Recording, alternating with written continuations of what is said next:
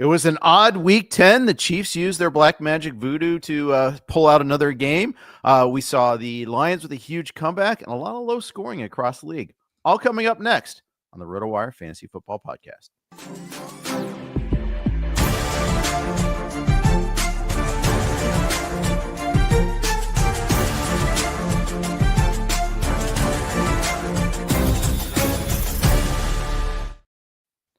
Hey everybody, welcome to the RotoWire Fantasy Football Podcast. I'm Jeff Erickson. He's Nick Whalen.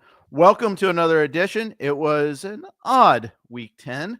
A lot of bad football, some brilliant football, some games that lived up to the billing. We're going to break it all down for you. Nick, I thought, just generally speaking, we were talking right before that scoring was down across many of our platforms, fantasy-wise.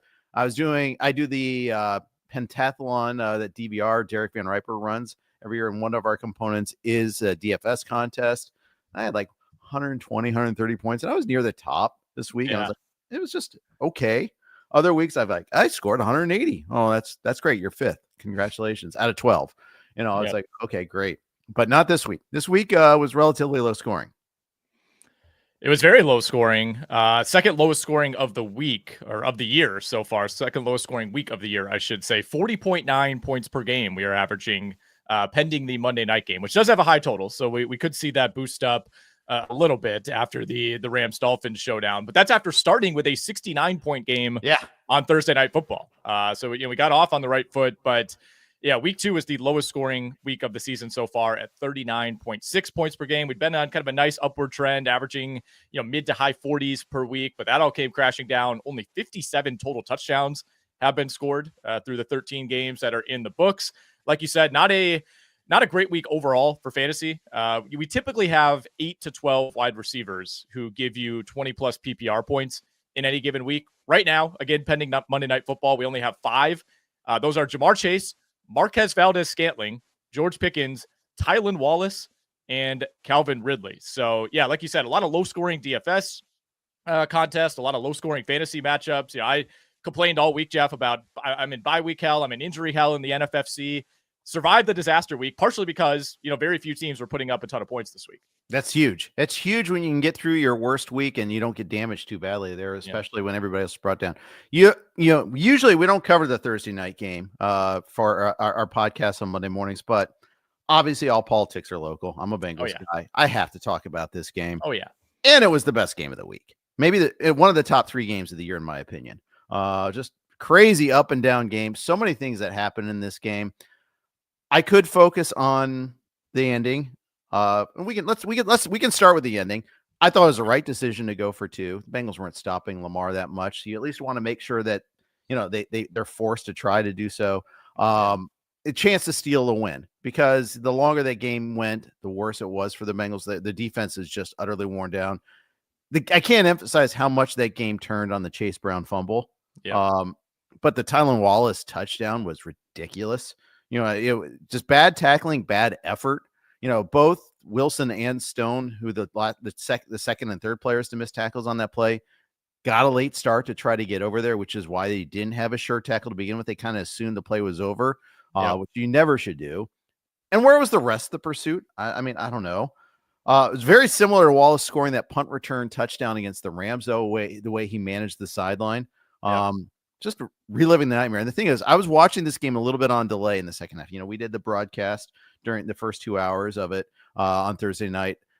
I was on dog duty that night. Kim was out of town. So I delayed walking the dog. So I had to pause it. I didn't want to just listen to it on the radio. So I maintained radio silence. And then my brother texted me, Bengals. And I'm like, did we actually win this? So that was even more disappointing the way that ended. But lots of other notes in this one here. Burrow, Chase, what more can you say except that they both played out of their mind well. And I understand the Ravens secondary is banged up, lost Kyle Hamilton, and they're not that good to begin with. But it was insane how well they played. That last touchdown to Chase, both the catch and the throw were just out of this world. Good. Fact is, though, the Bengals blew it. The defense just couldn't get a stop. Just wasting such an incredible performance. Bengals are 0-3 this season, Jeff, in games in which they've put up 400 total yards, which is crazy. 2 of those losses have come to Baltimore. The other came at the hands of the Washington Commanders. You mentioned Jamar Chase. I mean, obviously, that's the big story. I was looking at the NFFC standings on Thursday night, and you had some teams gaining 100-plus spots in the overall. If you just had Jamar Chase, or certainly if you had the Burrow Chase stack or a Lamar Chase combination. So we got off on a really good foot to this week, as far as the entertainment value in this game. You're totally right about the Chase Brown touchdown. That changed everything. Fumbling that ball, deep in your own territory. You're up 2 scores at that point. Baltimore instantly turns that into a touchdown. And not only that, but the Bengals then punt on their next possession. Then they give up that Tylan Wallace touchdown drive. And then they go out on downs, 4th and 2 at the Baltimore 30. 2 missed 4th downs. Right. Both to Jermaine Burton somehow. That's the thing, you can't necessarily quibble about the decision at the end. You like to see the confidence from Cincinnati. They didn't really waffle on it. They're sending the offense out there. It felt like they had kind of struggled in these short yardage situations throughout the game. And, Burrow's throwing to receivers that you don't necessarily want him throwing to. Obviously, Baltimore's going to be keying on Chase in that situation. And I like the idea overall, but as soon as the ball was snapped, you're like, oh boy, this isn't going to be good. Burrow's on the move. He's under pressure. And you just kind of felt like this might've been the wrong decision. But at the same time, you had just allowed 4 consecutive touchdown drives to the Baltimore Ravens. So you couldn't have felt great about your chances to get a stop, but man, just another, kind of wasted great game by Joe Burrow, who had a couple misses in this one. He was 34 of 56, but felt like a 2-man show for Cincinnati, right? And I think to make this a 1-point game on the road in Baltimore, for the defense to step up like it did, we talked a lot in the pregame about, man, good luck stopping Derrick Henry for a second straight game. You did it in the first game, but yeah, Baltimore have a better plan. That was not the case, man. Derrick Henry, 16 carries for 68 yards. So just, the 3rd or 4th time this season where it felt like a couple key mistakes sunk what was otherwise a kind of a Herculean effort by Joe Burrow. Yeah, it really was. Burrow got hit, I think, 14 times, including one. Hits. And I will say the refs blew the 2-point call. I mean, he got hit in the head. They got to call that.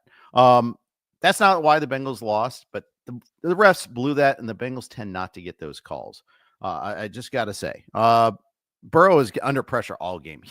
That's my quarterback, man. He was so good. I mean, he's so good at like bouncing off of one hit and then making a play.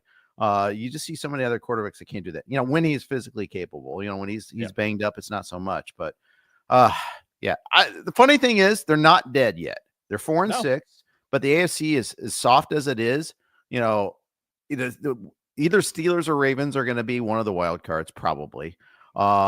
Broncos, Chargers, the Bengals play both of those teams still. So that helps a little bit, but both those teams are in a better position than the Bengals right now. And that's it. I mean, I guess the Colts and the Dolphins are on the periphery of the race too, but I don't feel threatened by them. I just feel like, and the Bengals have to play the Steelers twice. They'll probably lose at least one of those games. They just have no margin for error now with the rest of those games. They get games against, like I said, against the Chargers and the Broncos. They got to win. Absolutely have to win those games, but they're not dead yet. And I just think this team should be a playoff team, but they keep finding ways not to be a playoff team right now. I think they'll get in. I do. I still don't necessarily trust this Denver team. We'll talk about them later. I certainly don't trust the Indianapolis Colts. And the Bengals season somehow is still in their own hands. I mean, despite sitting at 4-5 here, you absolutely have to win one of your next 2, maybe both, at the Chargers and then home against Pittsburgh. After that, things soften up. You're going to get the Cooper Rush or maybe even Trey Lance Cowboys at that point. Who knows? Then you get Tennessee. Then you get Cleveland.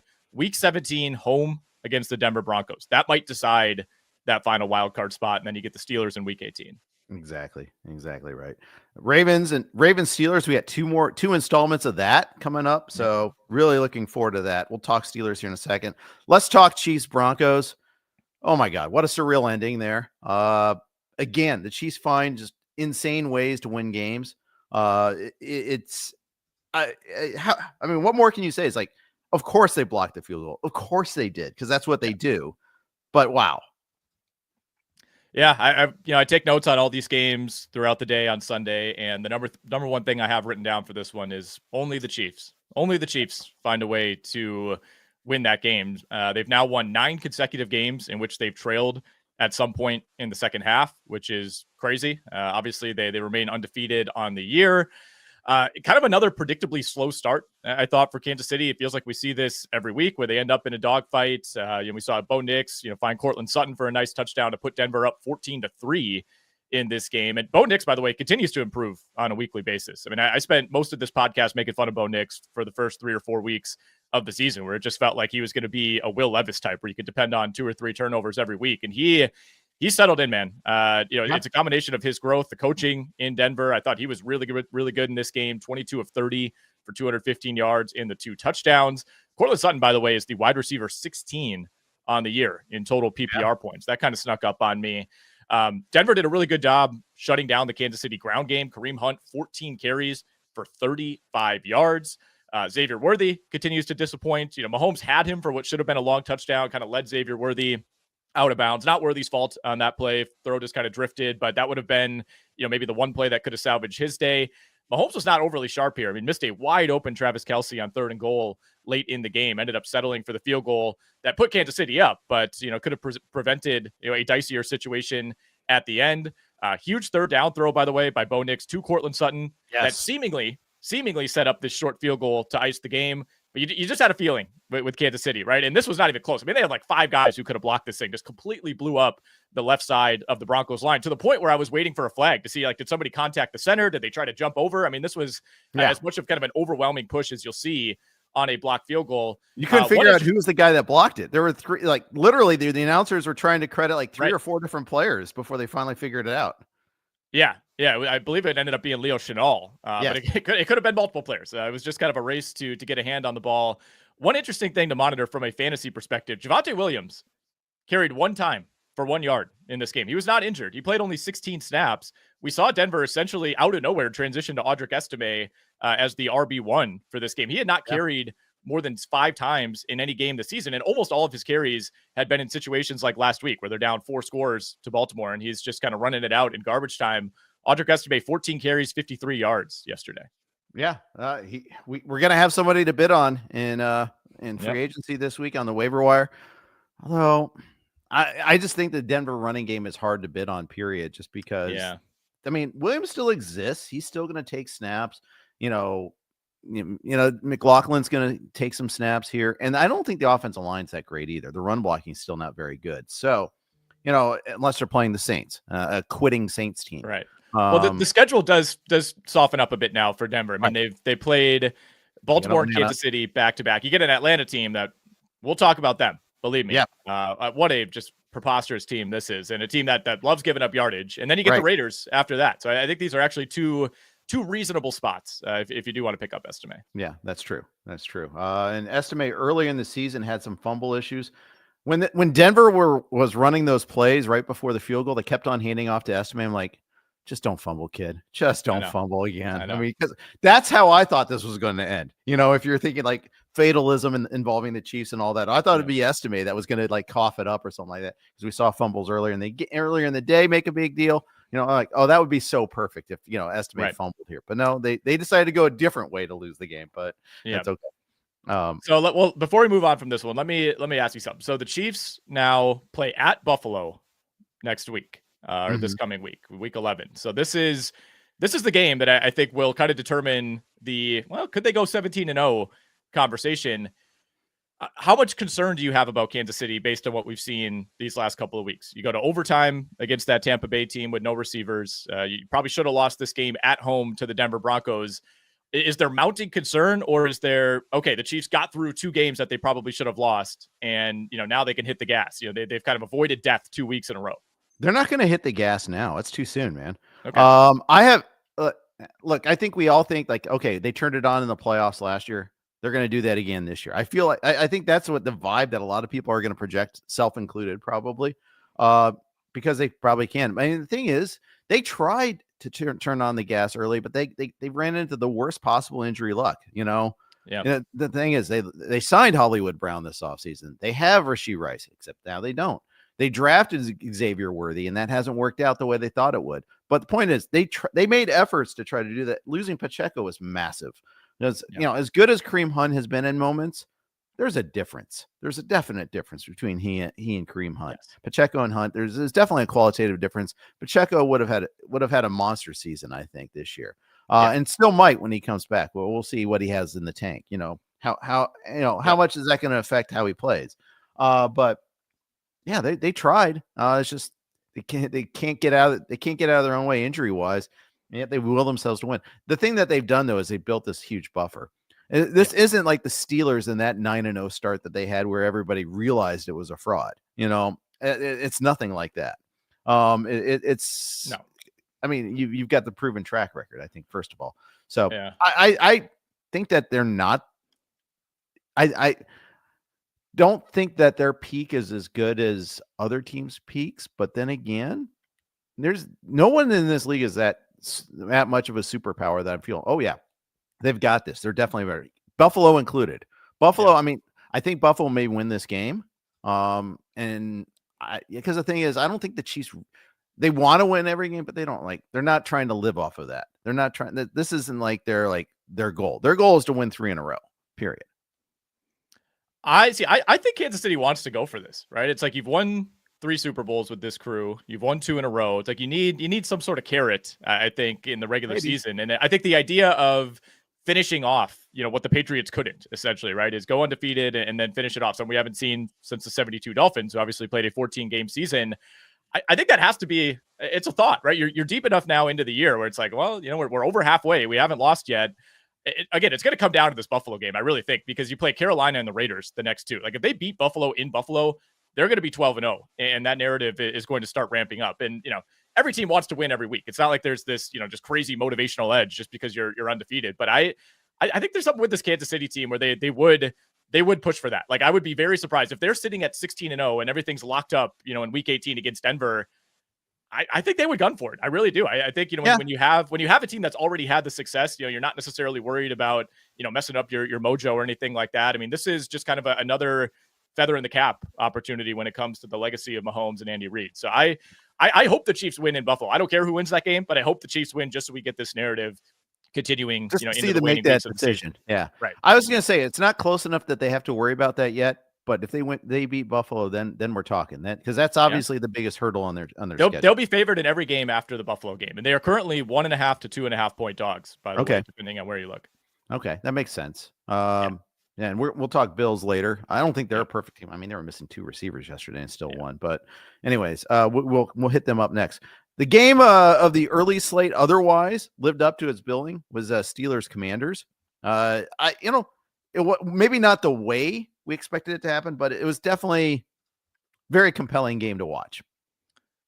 Super, super fun game, super competitive game, very evenly played game. I thought on both sides. Steelers obviously had the interception and then the Jalen Warren fumble at the goal line, which was huge. That took what would have been the go-ahead score off the board, but Washington taking over deep in their own territory, couldn't do anything with it. They go 3 and out, and then we see Russell Wilson, find Mike Williams on an incredible catch, I thought, by Mike Williams, kind of going over his shoulder, his only reception of the day, obviously his first catch in a Steelers uniform. But this is, I think, more credence for why Mike Tomlin made this decision, right? Russell Wilson was not perfect in this game. There were a lot of deep shots that were, out of bounds, overshot, short. We mentioned the interception. I mean, Wilson was 14 of 28 in this game, but it felt like every completion mattered. And all of those came in big spots for the Pittsburgh Steelers. We saw Pittsburgh break out a fake punt from their own 16-yard line, which is reckless, but it was a perfect play, just totally dropped by the gunner, who is for some reason uncovered. That's one where I think you just see the formation and it doesn't matter where you are on the field. You just run it. It was executed perfectly and just completely dropped. Lamade Zaccheaus muffed a punt deep in his own territory. That handed the Steelers a touchdown. So maybe those two canceled out. We saw De'Ami Brown drop what would have been close to a wide open touchdown before halftime. That was a big swing play in this game.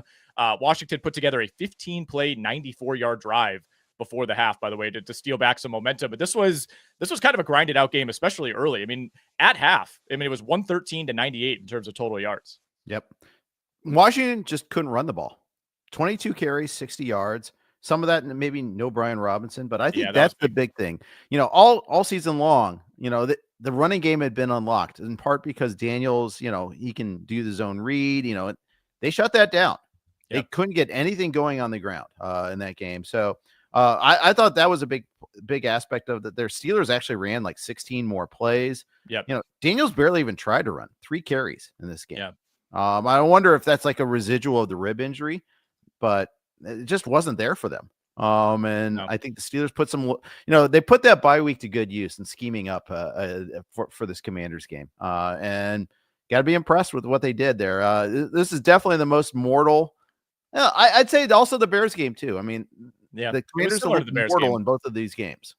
Yeah, for sure. I mean, in the Bears game, Washington, dominated time of possession, dominated yardage, just couldn't finish off drives. I mean, they actually had no issue finishing drives in this game. But like you said, it was Pittsburgh, that mostly controlled time of possession. Yards per play ended up being pretty equal. Neither quarterback, was overly efficient. Both of them were at 50% completion rate, which we did see a lot more misses, I thought, from Jaden Daniels than we're used to seeing, which is just how it should work for a rookie quarterback, and more so speaks to how well he's played to date. But this was, one of his probably 3 worst games of the year, which is saying a lot because he wasn't bad in this game. But it was interesting that Steelers, were able to control the clock to this degree against a team that typically does that to opponents. I mean, that's been one of the calling cards for this Washington team. I mean, they're second in the NFL in terms of time per drive on the year, and they just were not able to sustain drives in this game. No. We should mention the final play, that essentially ended it. Zach Ertz ruled just short on 4th down. I thought he got it. I'm surprised they didn't give him that spot. I feel like, frankly, it's kind of a tie goes to the runner situation. Most often, where usually they'll just give you that benefit of the doubt. I know they reviewed it. Not going to quibble about the call too much, but again, I think that's usually a 50-50 that goes in favor of the offense. Would have liked to at least see how that drive turned out, but ended up being a big stop for the Steelers. Terry McLaurin, another just vintage McLaurin game, not super high volume, was only targeted 6 times, but caught 5 for 113. Feels like he has 2 or 3 just ridiculous catches over the shoulder in traffic every single week. I mean, he's just been incredible. There was a hilarious interaction between McLaurin and Joey Porter Jr., where Joey Porter was trash talking him after seemingly getting a stop on 3rd down. Then the flag comes out, and McLaurin didn't even say anything. He just kind of gave him a shrug, like, do you see the flag sitting right there? We also had another great George Pickens moment in this game after the interception by Russell Wilson. As a Commanders defender is returning this, instead of pursuing the play, George Pickens immediately starts fighting the other defender. Yeah, it was amazing. It was like, and they like collided midair, and they did this wrestling move. It was like it looked scripted. It was so funny. I mean, it was amazing. It was great. That was tremendous. Yeah. That one last note, we got robbed of another, not just the Ertz play, but also the potential final, one last gasp of a drive, because the Commanders somehow fell for the jump off sides on 4th and 1 thing. And the Steelers were absolutely not snapping that ball. You could tell by the reaction. There is no way they were snapping that. Right. Of course. And you're like, oh, you did do that. And it didn't cost them the game. I mean, it would have been way uphill to be able to pull that off anyhow, but still, just, let us at least get an attempt at a drive. That's all I ask. Yeah. But, I mean, they would have been taken over presumably deep in their own territory. Best case scenario there is you get a touchback and you got to go, 70 yards. They would have had a decent amount of time though. I mean, would have had over a minute left, probably about 1:15. So it wouldn't have been totally out of the question. It feels like we see teams do this every week where it's like, you can't really put together drives for a few series in a row. And then all of a sudden when you absolutely need to, you rip it off big plays and all of a sudden you're in field goal range. But yeah, we were robbed of that. Had somewhat of a similar situation at the end of the Jags game too, where they seemingly got that final stop. Minnesota looked like they were going to have to punt from deep in their own territory. And then there's Trayvon Walker just hammering away, punching at the ball carrier and drawing a 15-yard penalty to ice that. Like, it was one thing when you're trying to get the strip, you're doing the peanut punch thing. But then after the play, and they're still like doing this because they hadn't called the flag at that point in time. No. Then he threw his arms up and all that. And just like, what? It was like 5 seconds after the whistle, he's still hammering away. I mean, he had to call it. It wasn't remotely controversial, in my opinion. Yeah, of course. Yeah. It totally was that way. All right. The last marquee game I want to talk about. No, not Jaguars Vikings. We'll talk about that one later. Sorry. The Sunday night game. What a comeback by the Lions, who are playing their like D+, C- game and still found a way to win on the road against a pretty good Texans team. Just Jared Goff threw 5 picks. And some of there might have been like one where like Jamison Williams might have turned the wrong way, but for the most part, these were just pretty much bad throws. One was a Hail Mary at the end of the half, whatever. But the worst one was like the start of the third quarter. They get the big interception. You're like, okay, this is how the Lions get back into it. And then they throw the interception right at the goal line.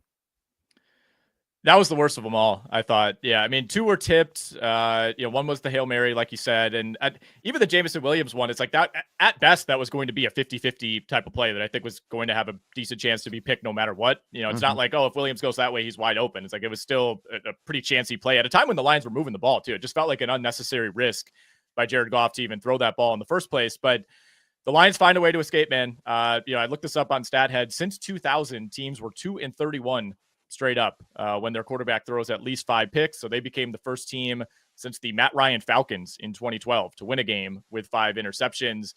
Jared Goff did not take a sack in this game, but was under pressure for most of it. I mean, there's a reason that he was throwing these type of passes that we don't normally see. Never really looked comfortable in the pocket. Kind of saw some of those noodle army throws from Jared Goff. And I thought it was impressive that they were able to get that much pressure without Will Anderson. Yes.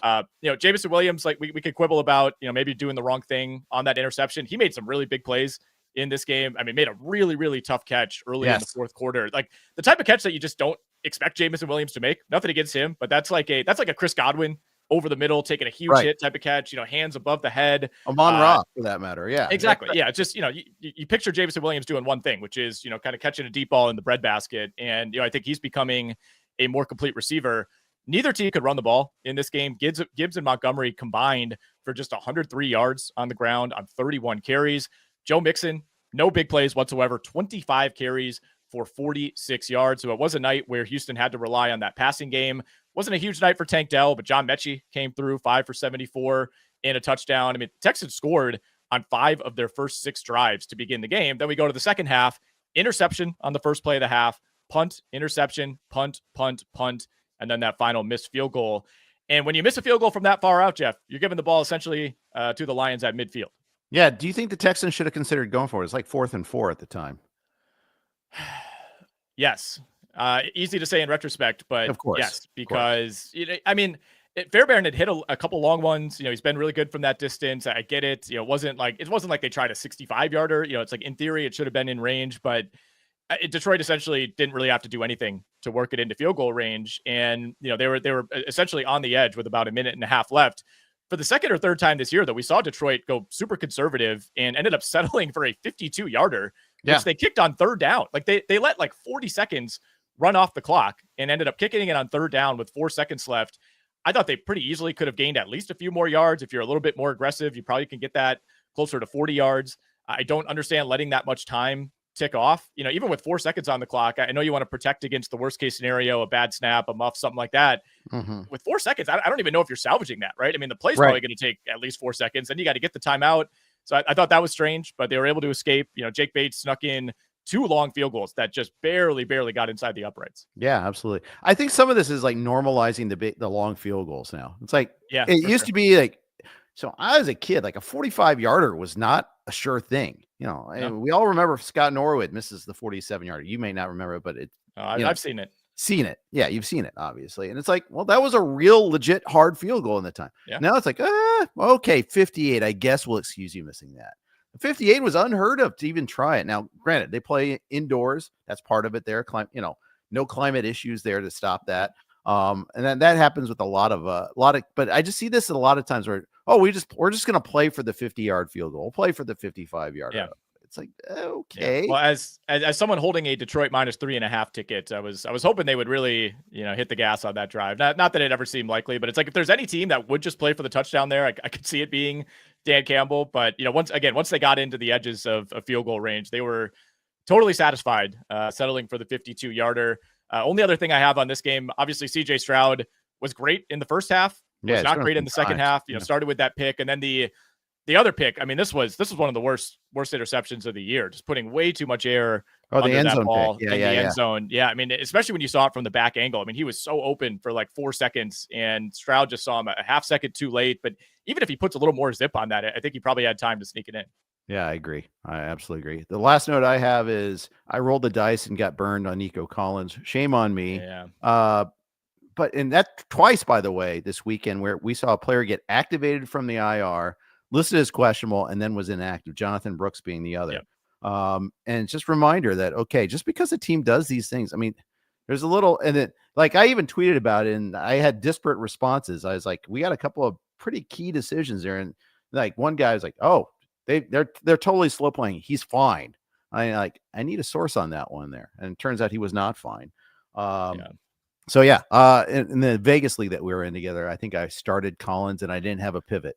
Yep, so, I did the exact same thing. I don't know if it was the Roto Invitational or if it was Vegas, but I had the same issue where I was like, because we had conflicting news all week, but as of Saturday and even Sunday morning, it was like, all right, it's encouraging. Sounds like he's going to play. But yeah, by the time we got to that game, I was out of options. So I don't think we're alone in that. I will say, by the way, last note on this, Houston, they've lost 3 of their last 4 to Green Bay, the Jets, and the Lions. Very winnable stretch coming up here at the Dallas Cowboys, home for Tennessee, and then at Jacksonville the next 3 weeks. So should be able to get this thing back on the rails. I still think they're easily the team to beat in the AFC South. Certainly helps that the Colts have dropped 2 in a row. I was just going to say, I mean, they're in the right division. They have to get to 9 and they've won the division. They're fine. Yeah. So they're going to be fine.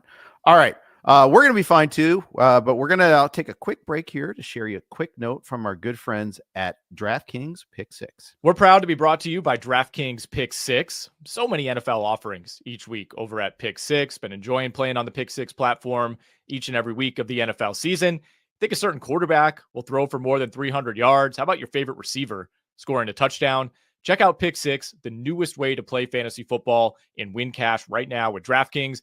Here's how it works. Just pick 2 to 6 players of the same sport and choose if they'll have more or less of a given stat. Yards, catches, touchdowns, etc. Lock in those picks and compete against opponents for a shot at huge cash prizes. Download the new DraftKings Pick 6 app now and use our code ROTOPICK. That's ROTOPICK. Again, ROTOPICK, ROTOPICK. If you're a new Pick 6 customer, play $5, get $50 in Pick 6 credits guaranteed. Just use that code, ROTOPICK. Gambling problem? Call 1-800-GAMBLER. Help is available for problem gambling. Call 888-78-89-7777 or visit ccpg.org in Connecticut. Must be 18 plus. Age and eligibility restrictions vary by jurisdiction. Pick 6 not available everywhere, including New York and Ontario. Void where prohibited. See terms at pick6.draftkings.com/promos. All right. Thank you for your impassioned reading there. And thank you to DraftKings Pick 6. Jump in and play on tonight's game. Rams and Dolphins should be fun there with that one there. All right. We spent a lot of time on the premier games. We're going to go a little shorter on the remainder of the slate. Otherwise, we'd be here for 2 hours. And I know some people like that, but not everybody. So let's go Bucs and Niners. This was a fun game, actually.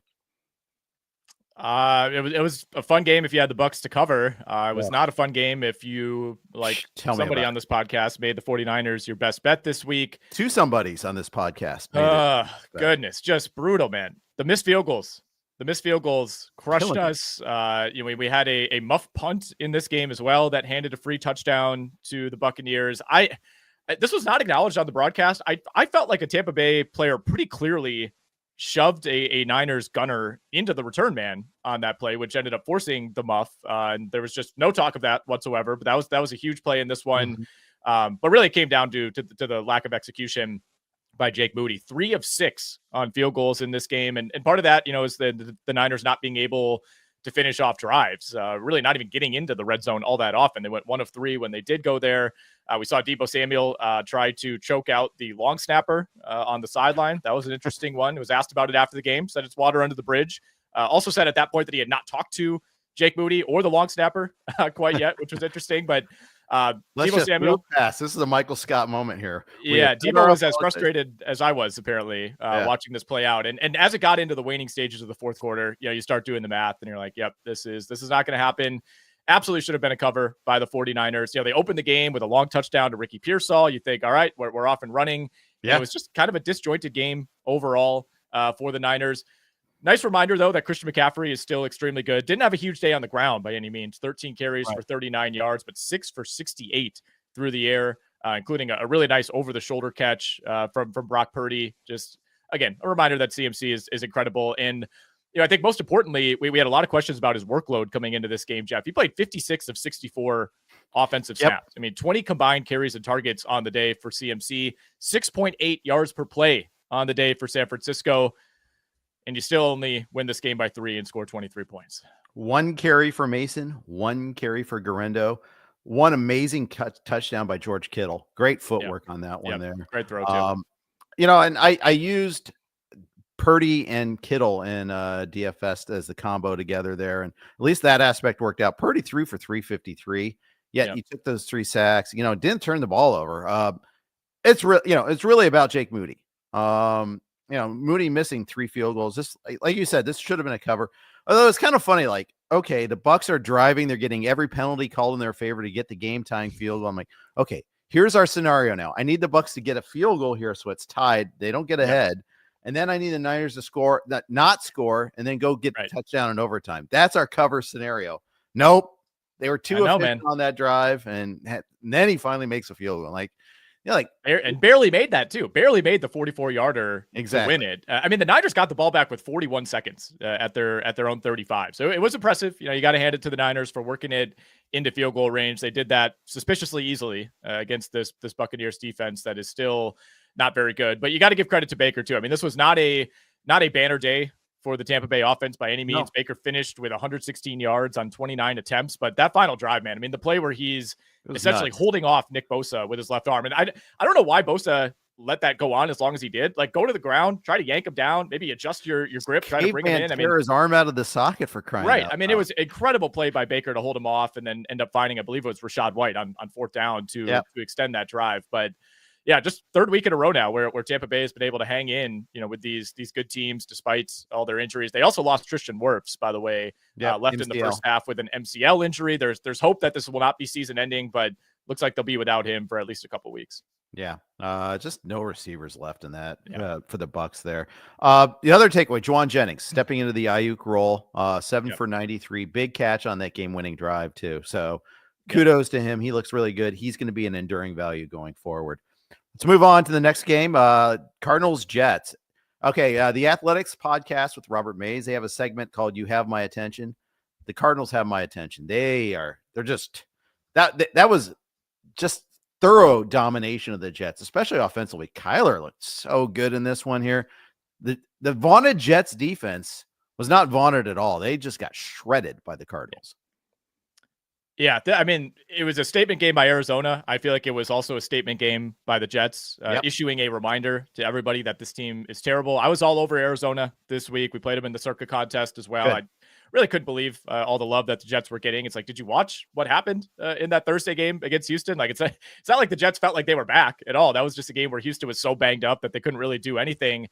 You said it, though. I mean, I have it written in my notes as well. A thorough domination by Arizona for the 2nd straight week. They outgained the Jets by 200 yards. The Jets only had 6 total drives in this game. So they were weirdly sustaining drives, but they weren't resulting in points. They were 0 of 3 in the red zone.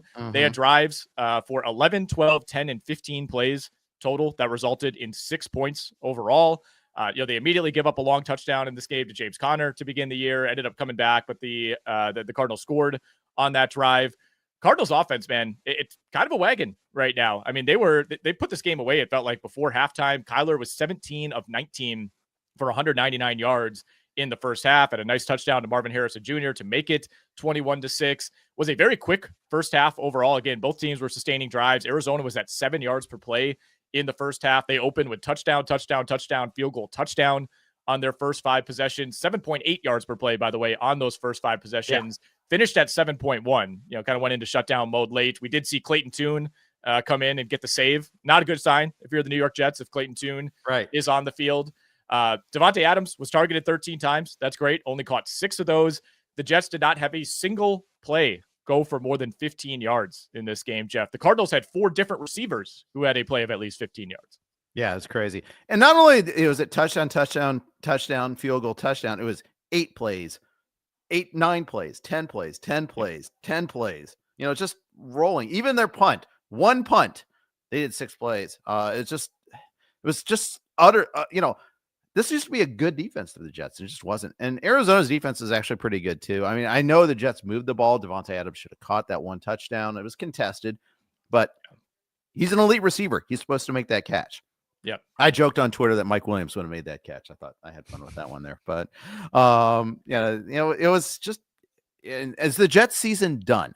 That's the other thing. They're now sitting with 7 losses.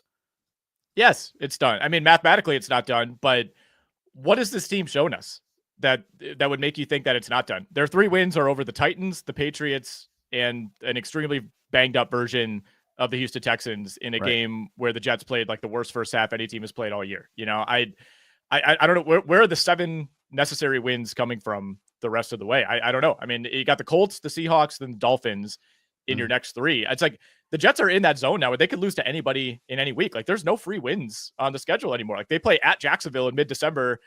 If Trevor Lawrence is back for that game, who knows? I don't know. Maybe the Jags could beat them with Mac Jones. I don't really know, man. I mean, they finish out with the Rams, the Bills, and the Dolphins, their final 3. It's like you're not going 3-0 over that span. Like it's done. I mean, this team to me looks totally cooked. I mean, again, you were outgained by 200 yards by the Arizona Cardinals. Exactly. You gave up 400 yards, and maybe more concerningly, you only put up 200 yards of total offense, 207 as a team.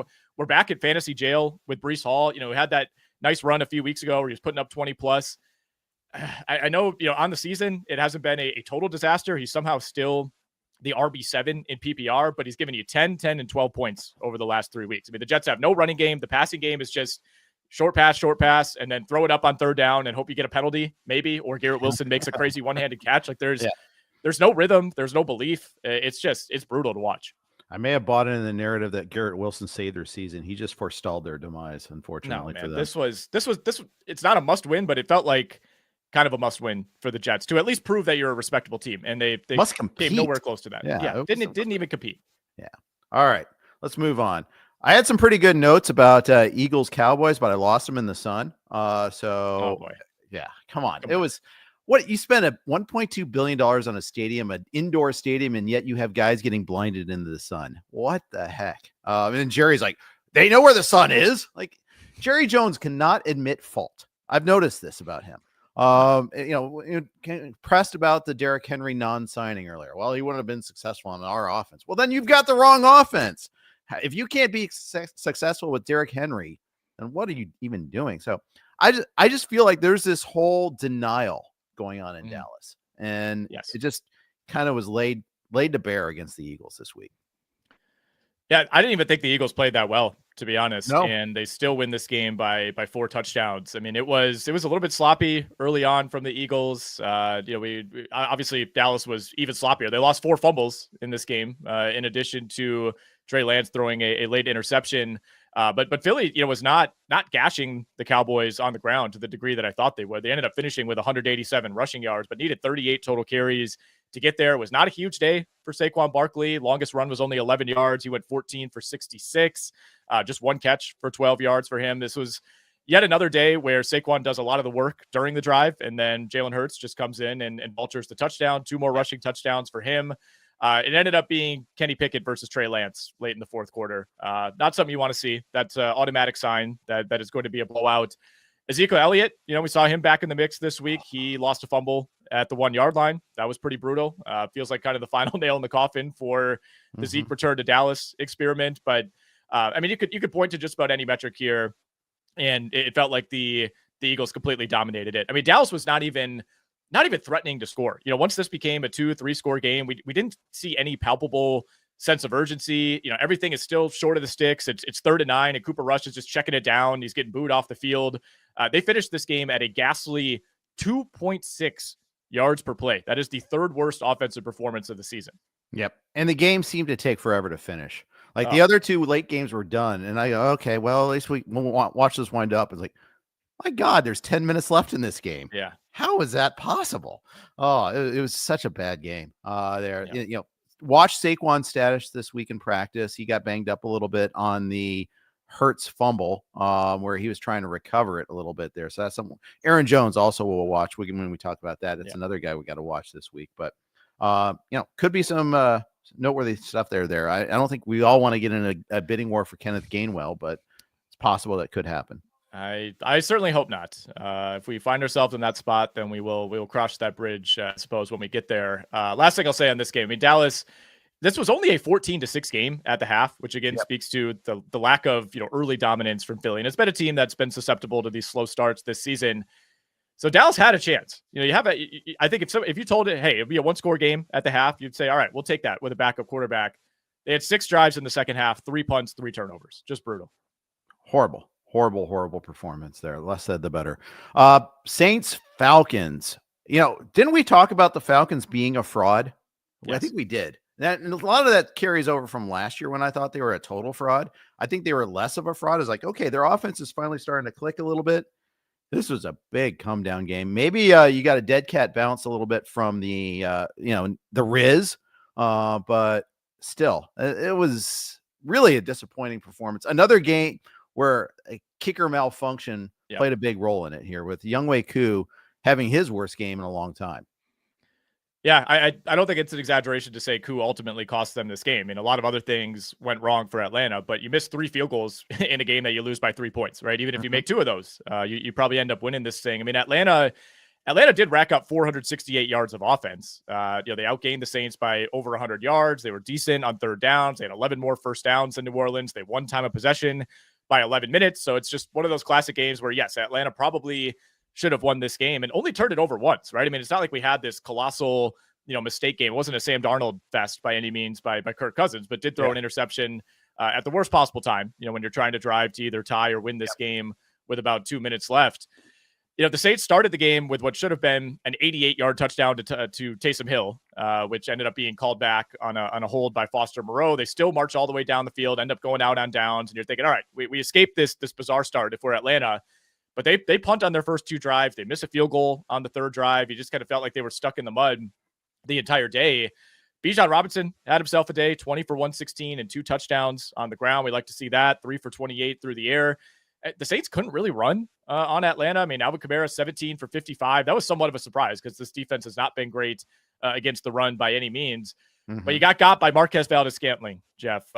Long touchdown earlier, then had a long catch to set up a touchdown catch by him. He was we talked about, which, if you had to take a shot on one Saints receiver this week, it's like, all right, who do you cast your lot on? I wasn't even considering Marquez Valdes-Scantling. 3 for 109 and 2 touchdowns. I put Mason Tipton in my rankings, and that was the only one, and he didn't even register a target. So, that's it. Marquez Valdes-Scantling, 3 for 109, 2 touchdowns, all in the first half, right? Yep. And wasn't targeted the rest of the game. Just such a weird game. I'll tell you how, even when Atlanta scored, though, they were dysfunctional. Remember that sequence of, their first touchdown? Tyler Algier, run from the 1, stuffed. Run from the 1, stuffed. Run from the 1, stuffed. Timeout. They do a review. They did a review to argue he got in. It was denied. Okay, finally, let's give it to our best player, Bijan Robinson, touchdown, finally. Yeah. And I was self-interested. I have Algier in a league where I was desperate at running back this week.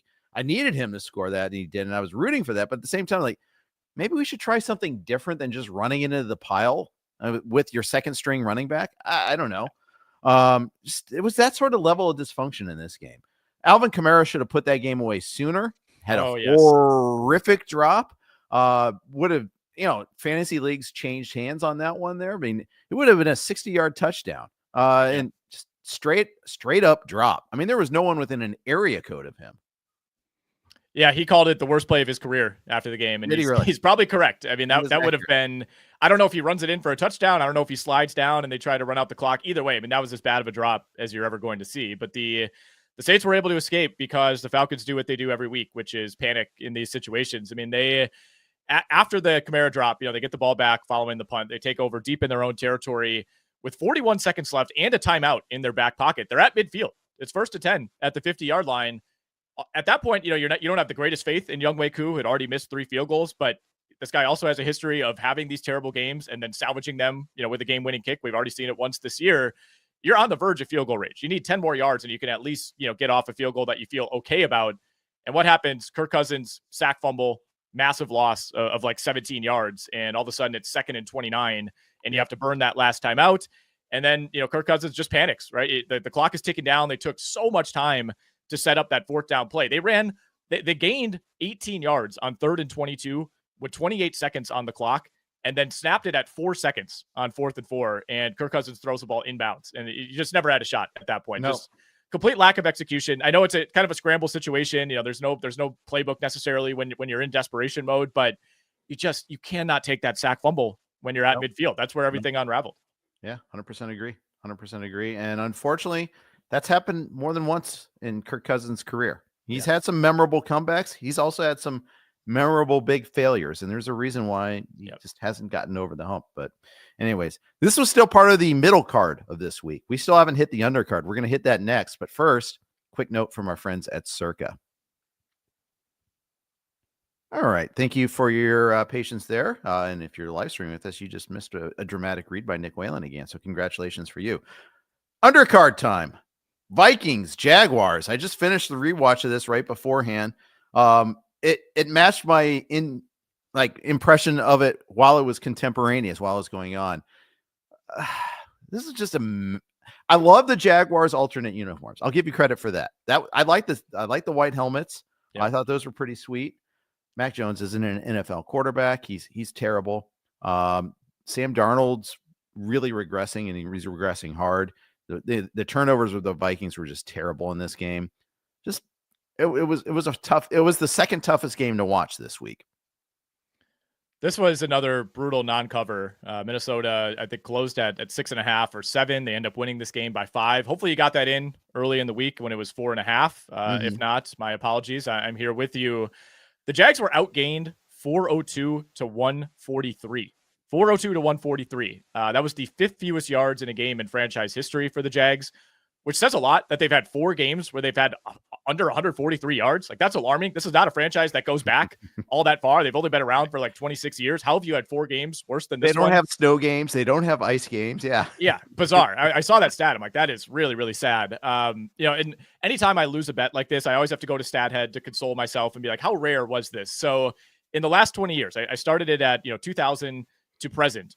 Teams that win a game in which they put up over 400 yards and they hold the opponent under 150, no team has won a game by less than 13 points, given those parameters in the last 25 years. And the Vikings found a way to make this a 1-score game. Jacksonville did not play well whatsoever. Vikings just killed themselves over and over. It was honestly a lot like last week against the Colts, where they were able to similarly escape. Jags got a little bit of offense going. They start the game, of course, with their requisite punt right away. Second drive, hit some big plays to the tight ends. ETN was rolling a little bit. They were able to put some points on the board, but Mac Jones was terrible. I mean, at halftime, Jaguars receivers had 1 reception, and it was Gabe Davis. 0 targets for Brian Thomas Jr., who was just a total non-factor throughout the day. 9 of 12 Mac Jones targets at the half went to tight ends. It was just very, very conservative. You got to give Jacksonville credit, though, for shutting down Justin Jefferson. They went essentially exclusively to high safety in this game. Sam Darnold, every single pick in this game was targeting Justin Jefferson. He threw 3 of them. They were all terrible. Jacksonville had more interceptions in the first 35 minutes of this game than they had in their first 9 games combined. This is the first game all year that they forced multiple turnovers. Yeah, it's just hard to explain some of the decision-making from Darnold, who was, by the way, picked a 4th time in this game and ended up being wiped out by an illegal use of hands penalty against Jacksonville. And that was one that was picked off and run all the way back to like the Minnesota 20. And then the Jaguars defender, Ronald Darby, fumbled the ball back to Minnesota. Play. One of the most confusing plays of the entire year. You mentioned Aaron Jones earlier. He was injured in the third quarter. It was there was like 10, 20 minutes pass without an update. Then you see him go into the locker room on a cart. And he's coming back into the game later on. To finish off the game. Yep. Yeah. So he seemingly avoided something major there. I would imagine he'll still be on the report, at least to begin the week. We saw TJ Hawkinson make an impact in his second game back, 8 for 72 on 9 targets. That was nice. But Minnesota, man, just a lack of execution, poor decision-making. 2 of those Darnold interceptions came essentially either at the goal line or in the end zone. Just a game where Minnesota made 5 red zone trips and ended up with 0 touchdowns. And even they had a chance to salt the game away late. They get times. 2 runs. Aaron Jones comes back in. I'm the finisher. I'm going to come back in. 2 runs. It's 3rd and 2. They bring in Akers. They decide to throw the ball. Akers just stands there as Walker goes by to get the 1 sack for the game. I'm like, first of all, why are you even throwing the ball? Secondly, what is Cam Akers doing on that play? I don't know. This game just drove me nuts.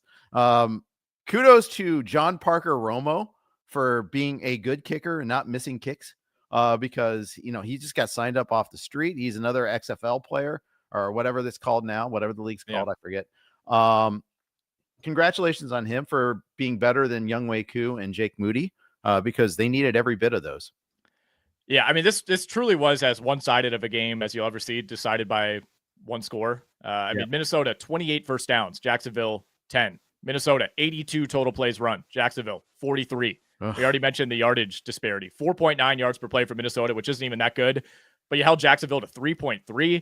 It was, the lack of red zone execution, and Jacksonville ended up paying them back on the turnovers too. I mean, early on, that's what was keeping Jacksonville in the game, is they just keep getting interception after interception after interception. I mean, Darnold at one point had 3 picks and 4 drives, and the outlier there was a punt by Minnesota. They just couldn't get anything going, but they were moving the ball easily. It was just they would get to the red zone and Darnold would just immediately turn it over.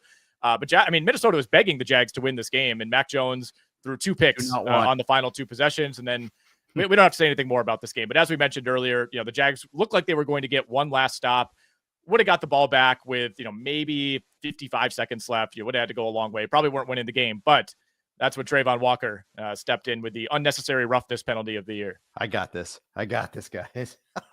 Oh, man. One other note, Travis Etienne gets tackled at the 1. They actually thought he got in. They got overturned.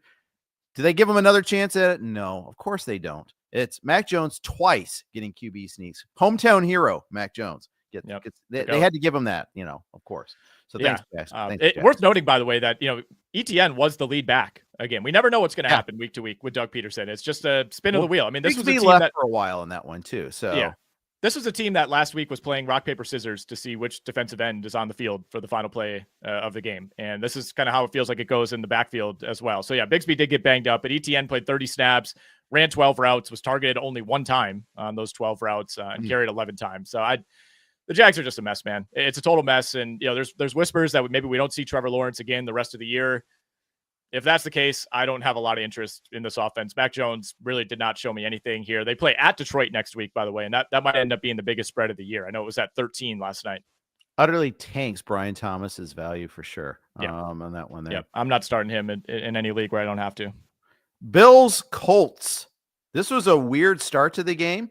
For a while, it looked like the Colts were live on this one. They might even sneak out a win because the Bills kept on, despite Joe Flacco's incompetence. The Colts were, I think they were ahead 13-10 at one point in time.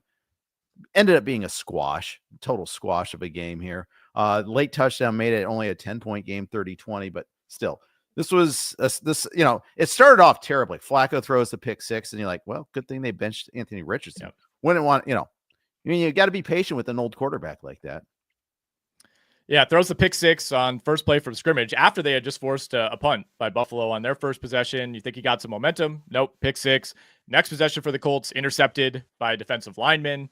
Flacco, of course, threw another pick just for good measure midway through the fourth quarter, which was big because bad throw Colts, too. Yeah, very, very bad throw. Colts were at least threatening to cover at that point, and Buffalo able to turn that into a long touchdown drive and essentially ice this. Colts did tack on the garbage time of all garbage time touchdowns to Alec Pierce, who caught that with 2 seconds on the clock. So if you started Alec Pierce, you got the 4 for 81 and that touchdown. Josh Downs, continues to be really consistent week to week, especially whenever Flacco's out there. 7 for 72 for him. But dropped a sure touchdown. He did. He dropped a sure walk-in touchdown. Just the classic, turned his head around, started looking at the end zone before the ball was in his hands. Could have been a bigger day for him, certainly. We saw a wild play from Josh Allen to Mac Hollins to set up a field goal before the half. One of your vintage Josh Allen scrambling around, whipping the ball across the field. I will say I took a note watching this game, Jeff. Like watching the Colts with Flacco, it almost reminds me of watching like the old Graham Harrell Texas Tech teams, like the way that they have receivers crossing all over the place. There's guys, kind of wide open. They're getting guys the ball in space with room to run. Like this offense still looks really good on a week-to-week basis when you're not turning the ball over 4 or 5 times. I mean, this was overall a pretty evenly played game. I mean, the Bills turned it over twice to keep the Colts in this. Both teams were at 5.9 yards per play. You're not going to beat a team like Buffalo when you're turning it over 4 times. Big sack fumble, of course, to add to that list for Joe Flacco. Yeah, four turnovers all for Flacco there. The Downs drop was bad. He was good otherwise. With no Michael Pittman, Pierce 4 for 81, 80 Mitchell 6 for 71. Unlocked him a little bit there. Jonathan Taylor actually ran pretty well. Well, one big run, 58 yards. Yeah, but at the end of the day, I mean, they just couldn't get out of their own way at key moments there. And Allen didn't have a great day passing. He was missing 2 receivers. That's part of it. Threw 2 picks, but he got the rushing touchdown. Of course, that cures a lot of ills, and 50 rushing yards on top of that. Yeah, 8 for 50 in the touchdown. James Cook was fine, 19 for 80 in a score. Got a lot of work in the second half when Buffalo was up a couple of scores. Ended up being an okay day for Khalil Shakir. I had him in basically every DFS lineup that I put in, thinking this would be a huge day against that bad secondary. And it was all right. It was targeted 9 times, but just 6 for 58. Yep. We are on the BlueWire Network. Here are their ads. Thanks to the BlueWire Network for hosting us. We appreciate that. All right. It's the rapid fire round here, the lightning round. Chargers, Titans. Chargers get some sweet revenge after losing the Titans the last couple times out. This game, it started off like the Titans might be frisky a little bit there. Chargers pulled away. Justin Herbert with another really good game, a rushing touchdown here.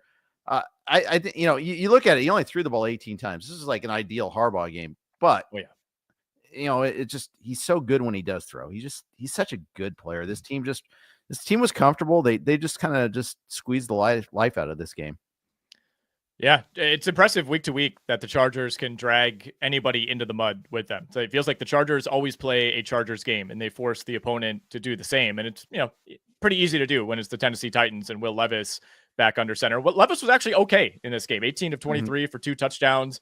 It was a miracle that he avoided any turnovers, did not throw a pick. He did fumble once, but the Titans were able to get on said fumble. You mentioned the volume for Justin Herbert. I mean, I thought he was fantastic. About as good as you could be in a 14 of 18 for 164 type of game. Did have what I thought was one of his best throws of the year that Will Dissly couldn't bring in the end zone, just kind of throwing across his body, just put it on a spot for Dissly and couldn't bring it in. I do wish the Chargers would have made an upgrade at receiver, because I think this is a team that has more to unlock in this passing game. And to their credit, haven't really needed to. They've had this relatively soft schedule. They've been beaten up on a lot of middling to bad teams, and they're sitting at 6-3, so things are fine. But I think there's a lot more to unlock given the level of talent that you have at quarterback in Justin Herbert. We saw Gus Edwards activated for the first time in a few weeks, pretty much ended up splitting evenly with J.K. Dobbins. We saw Edwards carry 10 for 55, Dobbins 15 for 50. Kamani Vidal was essentially a healthy scratch. Not a whole lot on the Titans side of things. Tajay Spears was back in the mix. 29 snaps for Tony Pollard, 25 for Spears. Was not an overly productive day for either of those guys. And Calvin Ridley continues his post DeAndre Hopkins renaissance, 5 for 84 and 2 scores for him. Yep, exactly. Westbrook-Ikini had a 4-game touchdown streak snapped in this one because Ridley got everything, including one in garbage time there. Cost us the under, if you will. Yeah, just the second time all year the Chargers have gone over. Exactly. All right. Let's move on to the next game. That is Panthers-Giants, the Germany game. It actually was entertaining enough. I like Rich Eisen. I don't like him as a play-by-play guy. I like him much better in the studio. So it made it kind of tough for me a little bit there. Just some colossal mistakes in this one here. Just, it's what you expect from 2-7 teams. Yeah, another game where missed field goal really mattered. Giants missed a 43-yarder early in the second quarter when you just desperately need points. You're down 10-0 at that point. This was one of the most poorly played games, I think, of the entire season by any team. I'm talking about the Giants here. They started this game, punt, missed field goal, punt, pick, and then finally got a touchdown on the board on their first drive of the second half. But both of the Daniel Jones interceptions were, the word I have written down here, Jeff, unconscionable throws by Daniel Jones. Yeah. I mean, 2 picks in the red zone, taking points off the board. And then, of course, you finally force overtime. You're like, all right, maybe we can get out of this. It's the Panthers. We should have the advantage here. We're getting the ball. First play of overtime, Tyrone Tracy runs up the middle. Feel bad for him. Ends up fumbling. He felt bad for himself. I get that. He should feel bad. He cost us a lot. I like the Giants in this game. I really thought this would be a spot where, their season's over, but still thought they'd be able to exert their will on this Carolina team that I thought was maybe a little bit overvalued coming out of that win over New Orleans. But the Giants just really could not have played worse. Especially Carolina was the better team. Carolina looked like the better team. They really did. Yeah. I don't know. The Giants, I thought when you look at some of the advanced numbers, they ended up probably playing the better game. They outgained Carolina. They had 9 more first downs. They won time of possession, a lot of those key indicators. But defensively, they gave up 5.3 yards per play. Like that's a world-beating number for the Carolina Panthers, 5.3. It's not that good overall, but for Carolina, that's really good. Fantasy-wise, not a whole lot here. Jatavian Sanders only caught 2 targets, but one of those was a touchdown. He's somebody to keep an eye on in deeper leagues. And Malik Neighbors, man, just kind of continues to taper off. I mean, got off to that incredible start. Felt like he was going to be a 20-point-per-week guy. He had 6 for 50, but was dealing with a hamstring injury throughout this game and then ended up going out with another concussion late. Well, he came back in. Yeah. He came back in after getting checked for the concussion. Right. Did it after I didn't see, did after the game he was actually diagnosed with one, or? Well, they checked him for a concussion, is what I'm saying. He was already kind of limping around, and then took a huge hit over the middle. Like you said, came back into the game, but I think this is still something to monitor. The combination of the leg injury and the concussion, and just the overall malaise that is this Giants offense, man. I mean, for a while it looked like they were going to be able to kind of nickel and dime their way to production every week, where it's like, all right, Wan'Dale Robinson 10 targets, Malik Neighbors 15 targets. We can at least depend on that for fantasy, but this offense feels like it's getting worse and worse with each passing week. I mean, they've scored 7, 3, 18, 22, and 17 points the last 5 weeks. They've lost 5 in a row now straight up. They do get the Buccaneers after the bye coming up in week 12. So we'll see if that's maybe a get right spot for the offense. But man, this felt like one of the low points of many low points for Daniel Jones. Yeah.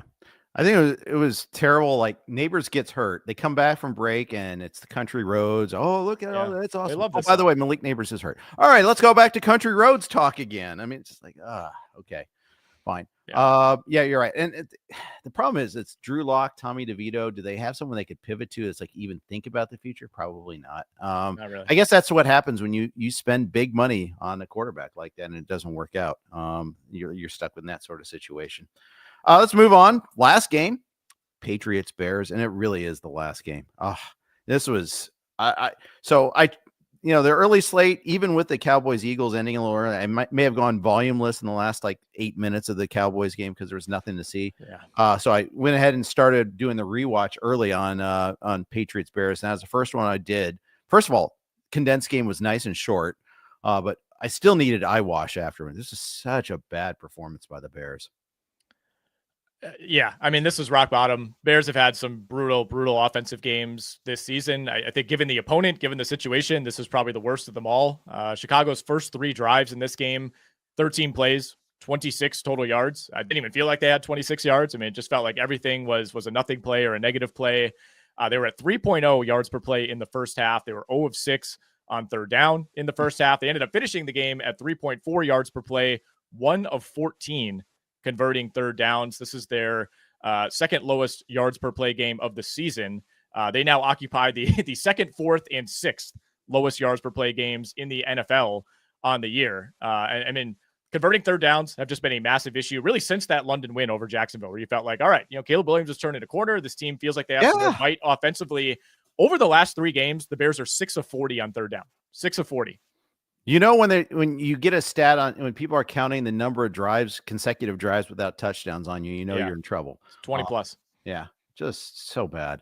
And you thought it's so weird that they had all this momentum going into the bye week and it's all gone, just all completely gone. Eberflus is like, we're considering changes on offense. I don't think that Caleb Williams made some mistakes yesterday, but it's not all on him.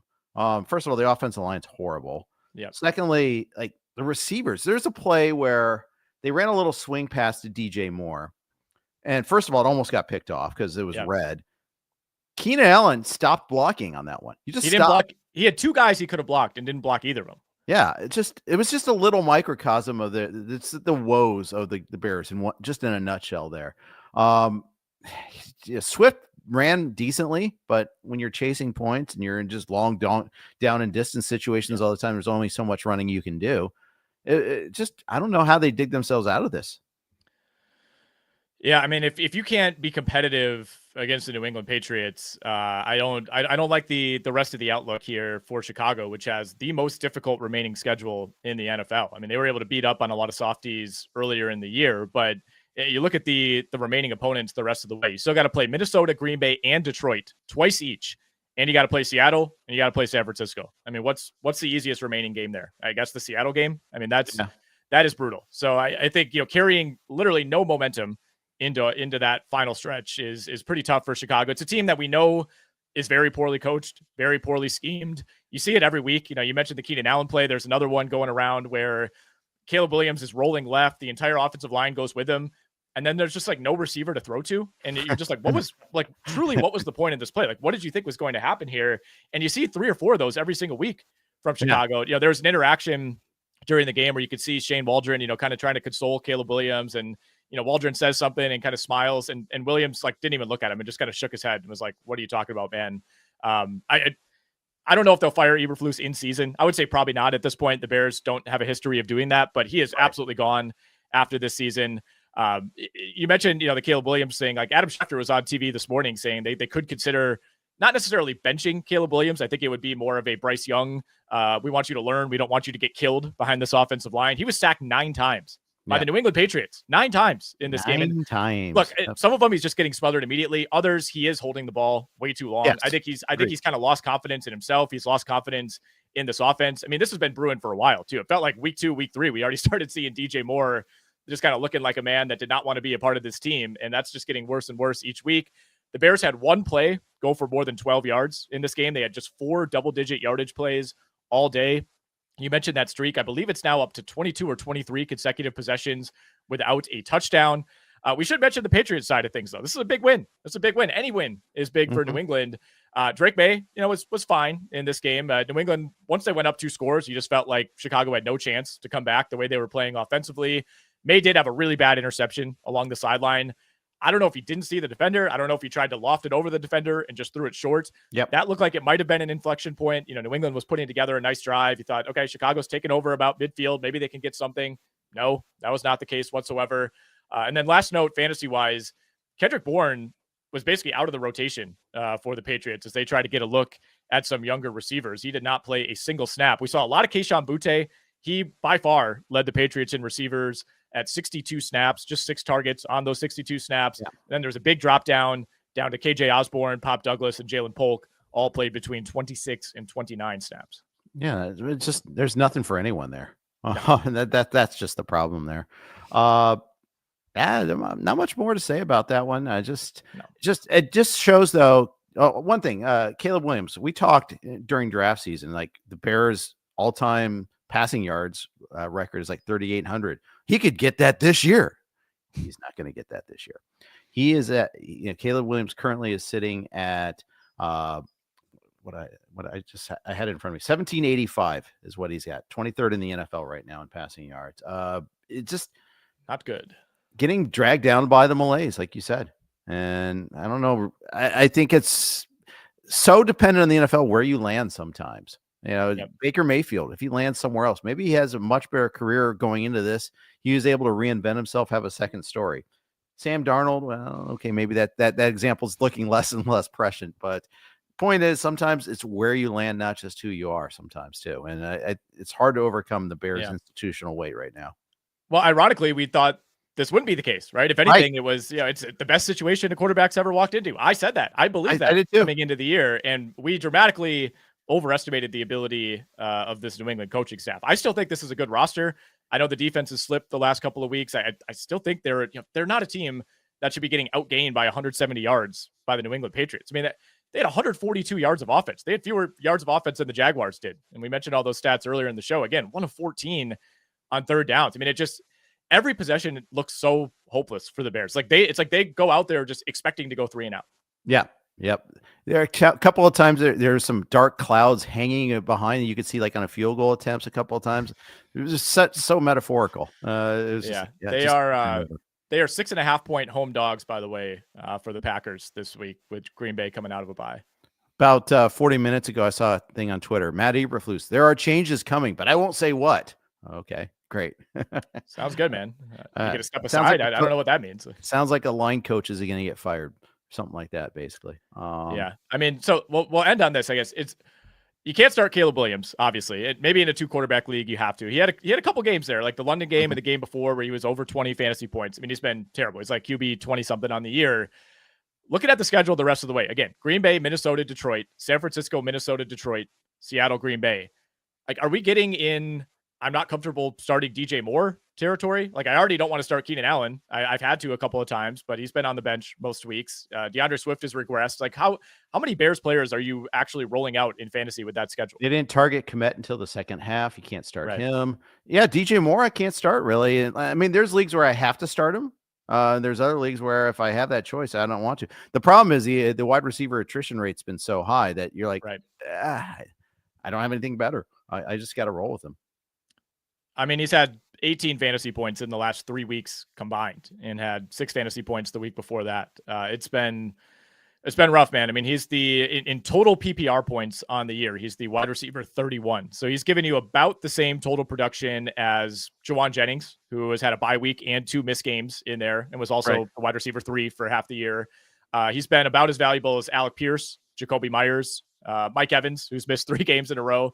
It's been brutal, man. It's been really, really brutal. And I'm interested to see what these changes are. Would they go as far as to sit Caleb Williams? I don't think so. I would be very surprised, because you don't have that Joe Flacco option, right? It's like, what are you pivoting to? Tyson Bagent at this point? It's like, do you have somebody who's going to give you a higher week-to-week floor? I'm not really sure that would make a whole lot of sense to me. No, and it's not like Bagent is like this experienced veteran that you can learn that's from. What I'm saying. Yeah. It's kind of crazy.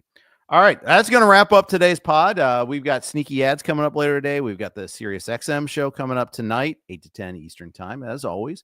You can stream, stream on the recently new SiriusXM app if you'd like to there.